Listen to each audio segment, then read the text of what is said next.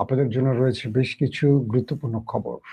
প্রথম যে খবরটি দিতে চাই, সেটি হলো ইরান তার আমেরিকার মিত্রদেরকে নতুন করে হুঁশিয়ারি দিয়েছে।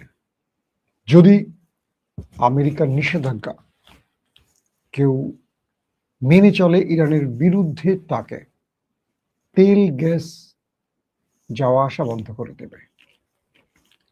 দ্বিতীয় যে বিষয়টি, ইরান বলছে যে যেসব দেশে মার্কিন ঘাঁটি রয়েছে তারা আগ্রাসী কর্মকাণ্ডে সহযোগী হয়ে উঠছে, তাদেরকে ইরান দমন করবে।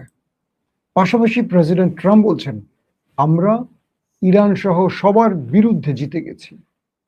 আসলে ট্রাম্প কি জিতে গেছেন? পাশাপাশি সবচেয়ে ইম্পর্টেন্ট যে খবরটি আজকে, সেটি হলো সৌদি, তুরস্ক, পাকিস্তান জোটে ইরান আসতে যাচ্ছে, এমন তথ্য ইতিমধ্যে কয়েকটি গণমাধ্যমে প্রচার হয়েছে। দর্শক, আরো অনেকগুলো খবর থাকবে, আশা করি আপনারা দেখতে এবং শুনতে পাচ্ছেন। যদি কোনো সমস্যা না থাকে অবশ্যই আমাকে কমেন্ট করে জানাবেন একদম ক্লিয়ার সাউন্ড এবং ভিডিও দেখতে পাচ্ছেন কিনা। প্রথম যে খবরটি দিয়ে শুরু করতে চাই, সেটি হলো ইরানের গণমাধ্যম আজকে জানিয়েছে যে পাকিস্তানের সেনাপ্রধান ফিল্ড মার্শাল আসিম মুনির এবং ইরানের পার্লামেন্টের স্পিকার মোহাম্মদ বাগের গালিবাফের মধ্যে একটি সাক্ষাৎ বা দুজনের মধ্যে একটি বিষয় আলোচনা হয়েছে এবং পাকিস্তানের সেনাপ্রধান এই মুহূর্তে ইরান সফরে আছেন। পাকিস্তানি সেনাবাহিনীর কমান্ডার ফিল্ড মার্শাল আসিম মুনির ইরানের সংসদের স্পিকার মোহাম্মদ বাগের গালিবাফের সাথে সাক্ষাতে যেসব কথা বলেছেন সে বিষয়গুলো আমরা একটু তুলে ধরছি। তারা বলছেন, এই অঞ্চলের শান্তি ও নিরাপত্তা শক্তিশালী করতে পাকিস্তানের প্রচেষ্টার ধারাবাহিকতায় অনুষ্ঠিত এই বৈঠকে ইরানের শীর্ষ আলোচক গালিবাফ ইসলামাবাদ সমঝোতা স্মারকের অধীনে যুক্তরাষ্ট্রের প্রতিশ্রুতি লঙ্ঘনের অসংখ্য উদাহরণ পর্যালোচনা করেন এবং বলেন, সমঝোতা স্মারকের পক্ষগুলোর প্রতিশ্রুতি বেশ স্পষ্ট এবং আমেরিকাই তার প্রতিশ্রুতি লঙ্ঘন করে ও এই দেশের অবিশ্বাসের আরো কয়েকটি কারণ তৈরি করেছে, যা এই দুই দেশের মধ্যে বা এই অঞ্চলে স্থিতিশীলতা নষ্ট হচ্ছে। ইরানি আলোচক দলের প্রধান জোর দিয়ে বলেছেন যে ইসলামী প্রজাতন্ত্রের চাপের মুখে নতি স্বীকার করবে না, অর্থাৎ আমেরিকার কোনো চাপের কাছে ইরান নতি স্বীকার করবে না, সেটি সাফ জানিয়ে দিয়েছে তৃতীয় পক্ষ পাকিস্তানের সেনাপ্রধানের কাছে। তিনি আরো বলেন, আমরা সমঝোতা স্মারকের শর্তাবলী বাস্তবায়নের চেষ্টা চালিয়ে যাচ্ছি। যুক্তরাষ্ট্রকে এই সমঝোতা স্মারকের অধীনে করা তার প্রতিশ্রুতি পূরণ করতেই হবে। অন্যদিকে ফিল্ড মার্শাল আসিম মুনির বৈঠকে উল্লেখ করেন যে তিনি এই অঞ্চলে স্থিতিশীলতা পুনরুদ্ধারের প্রচেষ্টা অব্যাহত রাখবেন। বিষয়টি কি আসলে? অর্থাৎ আমেরিকা যখন মোটামুটি ভালো একটা বাস খেয়েছে ইরানের কাছে, তখন আবারও তার প্রিয় ফিল্ড মার্শাল আসিম মুনিরকে ইরান পাঠিয়েছেন। তিনি তেহরান সফরে এলেন, এসে ইরানের প্রতিনিধি দলের সাথে বসলেন এবং দুই পক্ষ আলোচনা করেছে। যদিও এখন পর্যন্ত একটি বিষয় স্পষ্ট হয়নি যে আসিম মুনির ট্রাম্পের কোন বার্তাটি ইরানকে দিয়েছেন, কারণ দীর্ঘ সময় ধরে আমেরিকা হরমুজের সামনে গিয়ে নেভাল ব্লকেট তৈরি করে বসে আছে। পাশাপাশি ইরান হরমুজ অবরুদ্ধ করে রেখেছে এবং এই অঞ্চল দিয়ে তেল গ্যাস মোটামুটি যাতায়াত প্রায় বন্ধ। এই পরিস্থিতির মধ্যে আসিম মুনিরের ইরান সফরটি ছিল খুবই গুরুত্বপূর্ণ এবং আমেরিকার কি বার্তা তার কাছে আসছে সেটি গণমাধ্যমে স্পষ্ট না হলেও দুই পক্ষ এই অঞ্চলে শান্তি প্রতিষ্ঠার কথা উল্লেখ করেছেন। এবং সোমবারে এক্সের একটি পোস্টে সেই গালিবাফ মার্কিন প্রেসিডেন্টের নির্বাচনী প্রচারণার স্লোগানকে মেক আমেরিকা গ্রেট অ্যাগেইন কে উপহাস করেছেন। ইরানের অর্থনৈতিক পরিস্থিতি নিয়ে করা গালিবাফের মন্তব্যের একটি সম্পাদিত অংশ ট্রাম্প পুনরায় পোস্ট করার জবাবে তিনি মার্কিন প্রেসিডেন্টকে বলেন, আমেরিকাকে আবারও ক্ষুধার্ত করে তুলুন। কে বলছে? গালিবাফ ট্রাম্পকে উদ্দেশ্য করে। ইরানের সংসদ স্পিকার যুক্তরাষ্ট্রের দারিদ্র্য ও খাদ্য নিরাপত্তাহীনতার পরিসংখ্যান উল্লেখ করে একটি ছবি শেয়ার করেছেন এবং লিখেছেন যে ৪৭ মিলিয়ন আমেরিকান ক্ষুধার্ত, এবং এই পরিসংখ্যান আপনার বক্তব্যের মতো ভুয়া নয়। ছবিতে আরো বলা হয়েছে যে মার্কিন যুক্তরাষ্ট্রে প্রায় ৪,৭০,০০,০০০ মানুষ ক্ষুধার্ত ও খাদ্য নিরাপত্তাহীনতার সম্মুখীন, অর্থাৎ প্রতি ৮ জন আমেরিকানদের মধ্যে একজন খাদ্য নিরাপত্তায় ভোগেন। এতে আরো বলা হয়েছে যে দারিদ্র্য এবং জীবনযাত্রায় ব্যয় সংকটে ক্ষতিগ্রস্তদের মধ্যে ১,৬০,০০,০০০ আমেরিকান শিশু রয়েছে। অর্থাৎ এবার তিনি আমেরিকার ট্রাম্পকেও ছাড়েননি খোঁচা মারতে। পাশাপাশি আজকে ইরান আরেকটি স্টেটমেন্ট দিয়েছে, সেটি হলো সিরিয়ায় ভূখণ্ডগত অখণ্ডতা লঙ্ঘন করা আন্তর্জাতিক আইনের পরিপন্থী। ইরানের পররাষ্ট্র মন্ত্রণালয়ের মুখপাত্র এই বক্তব্যটি তুলে ধরেছেন, বলছেন যে ইরানের উপর সম্ভাব্য নতুন কোনো হামলার ঘটনায় ইউরোপীয় দেশগুলোতে অবস্থিত মার্কিন ঘাঁটিগুলোকে লক্ষ্যবস্তু করা হতে পারে। এমন দাবির জবাবে ইরানের পররাষ্ট্র মন্ত্রণালয়ের মুখপাত্র ইসমাইল বেকেই বলেছেন, ইরানের উপর হামলার উৎসগুলোকে লক্ষ্যবস্তু করা তেহরানের বৈধ অধিকার, অর্থাৎ আরব রাষ্ট্রগুলোকে ইঙ্গিত করছেন। ইরানের রাষ্ট্রীয় টেলিভিশন জানিয়েছে পররাষ্ট্র মন্ত্রণালয়ের অনুষ্ঠিত সাপ্তাহিক সংবাদ সম্মেলনে বেকাই সমসাময়িক বিষয় নিয়ে প্রশ্নের উত্তর দিয়েছেন। ইরানের উপর মার্কিন ও ইসরায়েলি সামরিক হামলায় বুলগেরিয়ার সমর্থন আন্তর্জাতিক আইনের পরিপন্থী উল্লেখ করে বেকেই বলেন, তারা এমন খবর পেয়েছেন যে কয়েকটি মার্কিন KC-135 ট্যাঙ্কার বিমান বুলগেরিয়ার ভূখণ্ড ছেড়ে গেছে। বুলগেরিয়ার জনগণের সাথে আমাদের কোনো সমস্যা নেই, তবে এটিকে ইরানের বিরুদ্ধে মার্কিন ও ইসরায়েলি সামরিক আগ্রাসনের প্রতি এক ধরনের সমর্থন হিসেবে দেখা হচ্ছে। বেকেই বলেছেন যে যেসব দেশ যুক্তরাষ্ট্র ও ইসরায়েলের হামলা ব্যবহারের জন্য তাদের ঘাঁটি ও সম্পদ সরবরাহ করে, তাদের অবশ্যই প্রয়োজনীয় ব্যবস্থা নিতে হবে। আমাদের নিয়ে কোনো দেশের উদ্বিগ্ন হওয়ার কারণ নেই, তবে যেসব দেশ আগ্রাসী পক্ষগুলোকে তাদের অবৈধ কর্মকাণ্ডে ব্যবহারের জন্য ঘাঁটি সম্পদ ও সরঞ্জাম সরবরাহ করে, তাদের ক্ষেত্রে পরিস্থিতি ভিন্ন। ইরানের বিরুদ্ধে পরিচালিত যে কোনো আগ্রাসী কর্মকাণ্ডের উৎস ও উৎপত্তি স্থলে ইরান তার অধিকার রাখে হামলা করার। স্পষ্ট বার্তা দিয়েছে বুলগেরিয়াকে ইরান। দর্শক, আমি আরো কয়েকটা ইম্পর্টেন্ট খবর দিয়ে চলে যাব আপনাদের মূল আলোচনায়। ইতিমধ্যে ট্রাম্প দাবি করেছেন যুক্তরাষ্ট্র জয়ী হয়ে গেছে, তেহরান উপসাগরীয় তেল রপ্তানিতে হুমকি দিচ্ছে।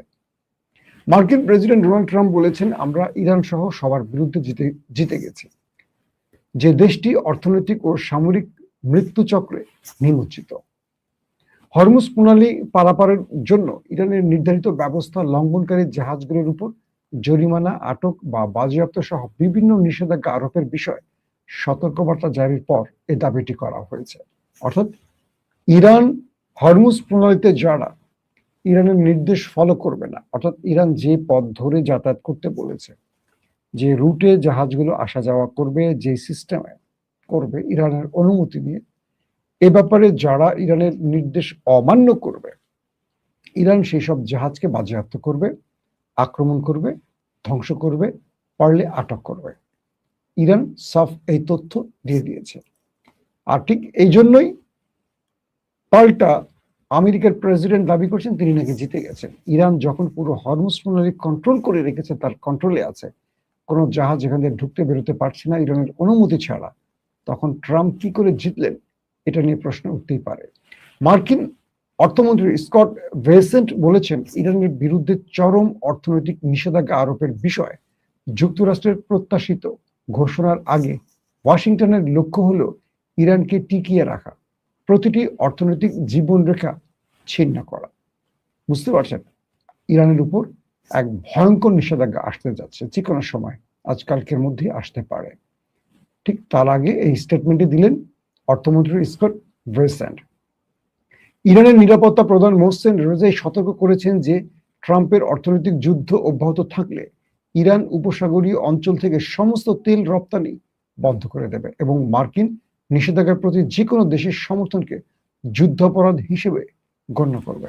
খুবই স্পষ্ট একটা বার্তা আছে ইরানের পক্ষ থেকে, সেটি হলো যদি নতুন করে ইরানের উপর আবার অবরোধ চাপিয়ে দেয় আমেরিকা, তাহলে এই এই অবরোধের কারণে আরবের যত তেল আছে অথবা মধ্যপ্রাচ্যের যত তেল এখান দিয়ে যাতায়াত করে উপসাগরীয় অঞ্চল থেকে সমস্ত তেলের রুট বন্ধ করে দেবে, গ্যাসের রুট বন্ধ করে দেবে, যাতে পুরো পৃথিবীর তেল গ্যাসের সংকটে অন্ধকারে থাকে। ইরান সাফ বলে দিয়েছে যে আমাদের উপর নিষেধাজ্ঞা দিবা, দাও, পুরো উপসাগরীয় তেলের রুট আমরা বন্ধ করে দেবো, পারলে তোমরা কিছু করো। পাশাপাশি বলছে যারা ট্রাম্পের এই নিষেধাজ্ঞা মেনে চলবে, অর্থাৎ ট্রাম্প যে ইরানের উপর নিষেধাজ্ঞা দেবে এটা যারা মেনে চলবে তাদের উপর এই নতুন করে ইরান স্যাংশন জারি করবে। কি সেটা? এই অঞ্চল দিয়ে তাদের সকল জাহাজ চলাচল বন্ধ করে দেবে, সেটা পণ্যবাহী হোক, তেলবাহী হোক, গ্যাসবাহী হোক, যেটাই হোক সেটাই ইরান বন্ধ করে দেবে। কোনোভাবেই ইরান তাদেরকে আর এই অঞ্চল থেকে উপসাগর থেকে তেল নেওয়া বা গ্যাস নেওয়ার রাস্তা খোলা রাখবে না। ইরানের পররাষ্ট্র মন্ত্রণালয় জানিয়েছে ওমানের পররাষ্ট্রমন্ত্রী সৈয়দ বাদর আল বুসাইদি হরমুজ প্রণালী নিয়ে ইরানি কর্মকর্তাদের সঙ্গে বৈঠকের জন্য মঙ্গলবার তেহরান সফর করবেন। অর্থাৎ ইরানের পররাষ্ট্র মন্ত্রণালয়ের সাথে এবার ওমানের পররাষ্ট্র মন্ত্রণালয়ের মধ্যে বৈঠক হতে যাচ্ছে, সেটি আগামী মঙ্গলবার তিনি তেহরানে আসবেন এবং ওমান আর হরমুজ প্রণালীর এক পাশে ইরান এক পাশে ওমান এবং হরমুজ প্রণালীর পুরো কন্ট্রোল নিয়ে এই দুই দেশের মধ্যে চূড়ান্ত সিগনেচার বা আলোচনাগুলো হতে যাচ্ছে। দেখার বিষয় এখন কি হয়। প্রিয় দর্শক, যে বিষয়টির জন্য আপনারা বসে আছেন, আমেরিকাকে ইরান যে কড়া বার্তাটি দিয়ে দিয়েছে যে তোমরা যা কিছু করো আমাদের আপত্তি নাই, তবে ফলাফল ভেবে করো। যদি তুমি আমার উপর নিষেধাজ্ঞা দাও, আমি সকল তেল চলাচলের রাস্তা বন্ধ করে দেব। যদি তুমি বা তোমার নির্দেশ কেউ মেনে চলে, তুমি নিষেধাজ্ঞা দিবা সেটা কেউ মেনে চলছে, তাহলে তার জন্য উপসাগরীয় অঞ্চলের হারাম করে দেব, তার জাহাজ পাওয়া মাত্রই শুরু হয়ে যাবে। এখন আমেরিকা কি করবে? ট্রাম্প তো জিতে গেছে দাবি করছেন, তাহলে ঘরে ফিরে যান, তাই তো? দর্শক, পাকিস্তান এবং আরবের কয়েকটি আউটলেট দাবি করছে, গণমাধ্যম দাবি করছে, সৌদি, তুরস্ক, পাকিস্তানের যে সামরিক জোট বা ইসলামিক সামরিক জোট, এখানে ইরানকে আমন্ত্রণ জানানো হয়েছে। এখানে তুরস্কের পক্ষ থেকে মিশরকেও আমন্ত্রণ দেওয়া হয়েছে এবং ইরানকেও দেওয়া হয়েছে। কয়েকটি গণমাধ্যম এটি দাবি করেছে। যদি ইরানকে সত্যিকার অর্থে দাবি আমন্ত্রণ জানানো হয়, তাহলে কি আমরা বুঝতে পারছি এই জোটটি কাদের বিরুদ্ধে? তার মানে এই জোটটি হচ্ছে আমেরিকার সবচেয়ে কাছের বন্ধু, আমেরিকার মিত্র ইসরায়েলের বিরুদ্ধে। প্রথমে অনেকে বলছেন যে এই জোটটি বা সামরিক জোটটি হতে পারে ইরানের বিরুদ্ধে। তাহলে সৌদি আরব বা পাকিস্তান বা তুরস্ক ইরানকে এই জোটে নেবে কেন? পাকিস্তানের যিনি ফিল্ড মার্শাল আসিম মনির তার ইরান সফরটি এটিও একটি কারণ বলে দাবি করা হচ্ছে। অর্থাৎ পাকিস্তান চাইছে ইরানকে জোটে রাখতে, তাতে করে সৌদির সঙ্গে পাকিস্তানের যে দূরত্ব এটা ঘুচে যাবে, কারণ তারা নিজেরাই একে অপরের বিপদে পাশে দাঁড়াবে ঘোষণা দিয়ে এই সংগঠনটি বা এই জোটটি হচ্ছে। তাহলে ইরান সৌদি আরবের হামলা করছে না, বরং সৌদিতে কেউ হামলা করলে ইরান নিজের উপর হামলা বলে সৌদির পাশে দাঁড়াবে। তাই তো ন্যাটোর মতে তো এটি ন্যাটোর আর্টিকেল 5 যে সিস্টেম বা নিয়ম, এই জোটটি সেই নিয়মই আসছে। তাহলে সৌদি আরব এখানে কি করতে চাচ্ছে? এক ঢিলে ইরানকে পাশে রাখছে বন্ধু রূপে, অন্যদিকে তার হুমকি দমিয়ে দিচ্ছে। আর ইরান কি করবে? ইরান তার শর্তে বলে দিয়েছে অবশ্যই মুসলিমদের যে কোনো জোটে ইরান যেতে প্রস্তুত, তবে আমেরিকা এবং ইসরায়েলের স্বার্থ সংশ্লিষ্ট কেউ থাকতে পারবে না, এবং এই জোট যেন আমেরিকা এবং ইসরায়েলের পক্ষের কোনো জোট না হয়, কিংবা এই জোট যেন আমেরিকা ইসরায়েলের স্বার্থ রক্ষাকারী না হয়। This is point. এই বক্তব্যটি ইরান সাফ জানিয়ে দিয়েছে কাদেরকে, যারা তাকে আমন্ত্রণ দিয়েছে। ইরান বলছে এই জোটে অবশ্যই আমরা আসতে চাই, আসতে পারি, কিন্তু এখানে বা এই জোট আমেরিকা ইসরায়েলের কোনো স্বার্থ রক্ষা করতে পারবে না। এখন এটা নিয়ে আলোচনা হবে, আরো পর্যালোচনা হবে। যদি ইরান এই জোটে চলে আসে, ধারণা করা হচ্ছে বাংলাদেশ এই জোটে আসতে পারে, যদি দিল্লির হুমকিকে তারেক রহমান সরকার ভয় না পায়, তাহলে বাংলাদেশ এই জোটে চলে আসবে। যদিও বিএনপির মধ্যে অনেক ভারত প্রেমী মন্ত্রী আছেন, কিন্তু তারেক রহমান এই জোটে আসতে চান, আমি যতটুকু জানি। কিন্তু ভেতরে কি হয় বাকিটা পরবর্তী সময় বলা যাবে। এটা নিয়ে আজকে আমার স্পেশাল লাইভ একটা আছে, আপনারা দেখবেন।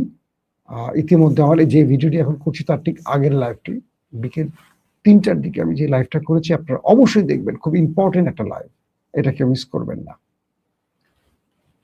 তো এই মুহূর্তে ইরানকে আমন্ত্রণ দেওয়ার পাশাপাশি যদি মিশর, ইরান, বাংলাদেশ, মালয়েশিয়া এরকম আরো মুসলিম দেশগুলো একে একে চলে আসে এই জোটের ভেতরে, আরবের আরো দেশ চলে আসবে, তার মানে একটি মুসলিম ন্যাটো তৈরি করতে যাচ্ছে এই জোট।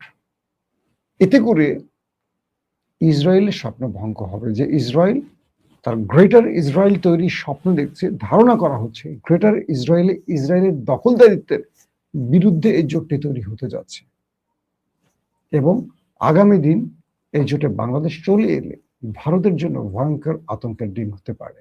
কারণ ভারত বাংলাদেশে যে তার আগ্রাসন বা দখলদারিত্বের পরিকল্পনা নিয়ে ছক এঁকে বসে আছে, বাংলাদেশ এই জোটে প্রবেশ করলে ভারতের সেই স্বপ্নটি স্বপ্নই থেকে যাবে। কারণ বাংলাদেশকে টোকা দিলে সকল মুসলিম দেশগুলো এক হবে বাংলাদেশের পক্ষে দাঁড়ানোর জন্য। এটি হবে তাদের আর্টিকেল 5-এর ন্যাটোর সংস্করণ। দর্শক, আপনি কি চান বাংলাদেশ মক্কা জোটে আসুক? তাহলে অবশ্যই কমেন্ট করে জানাবেন এবং এটার জন্য ভয়েস রেজ করবেন। সোশ্যাল মিডিয়াতে প্রত্যেকে এই বিষয়টি তুলে ধরবেন যে বাংলাদেশ যেন অবশ্যই এই মুসলিম ন্যাটোতে প্রবেশ করে। এটা বাংলাদেশের স্বাধীনতা, সার্বভৌমত্ব এবং বাংলাদেশের অখণ্ডতা রক্ষার জন্য অন্যতম একটি জোট হতে পারে। প্রত্যেকে ভালো থাকবেন। আল্লাহ হাফিজ।